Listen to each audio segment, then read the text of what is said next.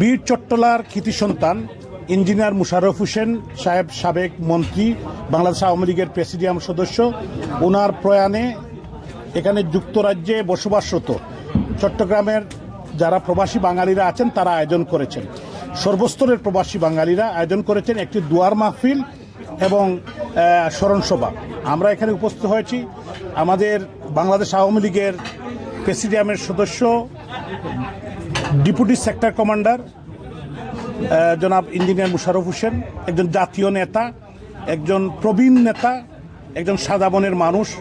উনি চট্টগ্রামের উন্নয়নের সাথে উনার ওতপ্রোতভাবে উনি জড়িত ছিলেন। শুধু চট্টগ্রাম নয়, সারা বাংলাদেশের মানুষের কল্যাণে বঙ্গবন্ধুর কন্যা জননেত্রী শেখ হাসিনার নেতৃত্বে উনি আজীবন কাজ করে গিয়েছেন, মানুষের জন্য লড়াই করে গিয়েছেন এবং বিশেষ করে চট্টগ্রামবাসী ওনাকে সারা জীবন মনে রাখবে। শুধু বীর চট্টলা নয়, সারা বাংলাদেশের একজন কৃতি সন্তান।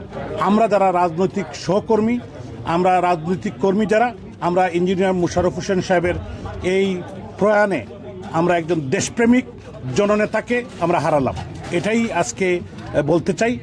আল্লাহ তাআলা উনাকে জান্নাতের শ্রেষ্ঠতম স্থানে প্রেরণ করবে, এটাই আমরা প্রার্থনা করি। জয় বাংলা।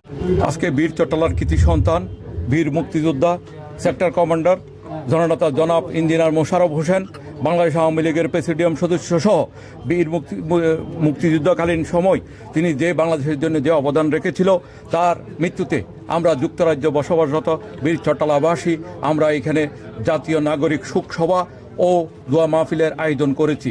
আমাদের এই দোয়া মাহফিলে আমাদেরকে স্বস্ফূর্তভাবে আমাদের ৬৪ ডিস্ট্রিক্টের এখানে যারা বসবাস করে তারা এইখানে উপস্থিত হয়ে আমাদের এই শোক সভাকে সাফল্যমণ্ডিত করেছেন এবং আরও সাফল্যমণ্ডিত করেছেন। আমাদের সাথে আমাদের যুক্তরাজ্য আওয়ামী লীগের আমাদের মাদার সংগঠন, আমাদের যুক্তরাজ্য আওয়ামী লীগের সম্মানিত নেতৃবৃন্দ এখানে উপস্থিত হয়েছেন, যুক্তরাজ্য যুবলীগের নেতৃবৃন্দ এখানে উপস্থিত হয়েছেন, যুক্তরাজ্য স্বেচ্ছাসেবক লীগের নেতৃবৃন্দ এখানে উপস্থিত হয়েছেন, যুক্তরাজ্য ছাত্রলীগের নেতৃবৃন্দ এখানে উপস্থিত হয়েছেন এবং অঙ্গ সংগঠনের নেতৃবৃন্দ উপস্থিত হয়েছেন এবং ইউরোপের বিভিন্ন দেশের আওয়ামী লীগের নেতৃবৃন্দদের উপস্থিতিতে আজকে একটি সুন্দর, সফল এবং সার্থকভাবে আমরা শোকসভা এবং নাগরিক শোকসভা ও দোয়া মাহফিল সমাপ্তি করতে পেরে আপনাদের কাছে কৃতজ্ঞতা জানাচ্ছি এবং ধন্যবাদ জানাচ্ছি।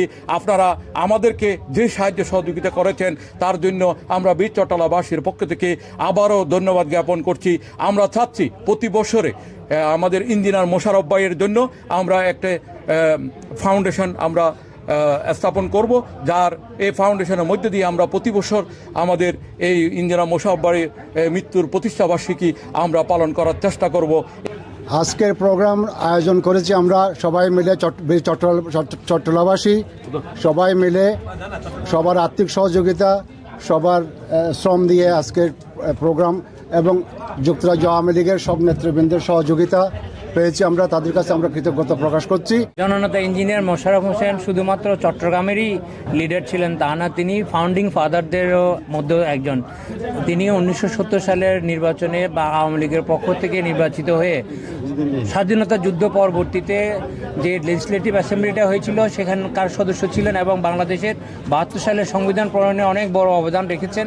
এবং আমরা যে সেকুলার বাংলাদেশের জন্য যুদ্ধ করেছি, তিনি নিজেও যে যুদ্ধটা করেছেন, বাংলাদেশের মেহনতি জনতার যে অধিকার আদায়ের জন্য যে সংগ্রামটা করেছেন, পাকিস্তানি বিরোধী রাজাকারদের সাথে বিরুদ্ধে যে যুদ্ধটা করেছেন, সেটারই সারা জীবন বাস্তবায়নের জন্য কাজ করে গেছেন এবং বাংলাদেশের উন্নয়নে, বাংলাদেশের ভিশন প্রকল্প তৈরিতে তার অসামান্য অবদান আছে। আজকে আমরা তাকে হারিয়ে যে বাংলাদেশ যে শূন্যতা সৃষ্টি হয়েছে, সেটার জন্য আমরা আজকে স্মৃতিচারণ করছি। আমরা আশা করব যে তারা যে পথটা আমাদেরকে দেখিয়ে গেছেন, আমাদের বর্তমান প্রজন্ম এবং ভবিষ্যৎ প্রজন্ম বাংলাদেশে বিনির্মাণে এই ধরনের একই ধরনের ডেডিকেশন নিয়ে কাজ করবে। আমরা তখন মুশাররফ ভাই ছিলেন উত্তর জেলা আওয়ামী লীগের প্রেসিডেন্ট।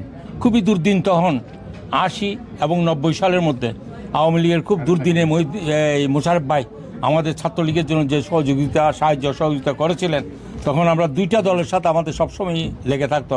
একটা হলো জামাত শিবির আর একটা ছিল বিএনপি। এইভাবে তারপর আসলো এরশাদ গভর্নমেন্ট। খুব নিদারুণ দুর্দিনের অবস্থার মধ্যে আমরা সংগঠনকে দাঁড়া করেছিলাম এবং ওনার অবদান আমরা কোনোদিন ভুলতে পারবো না।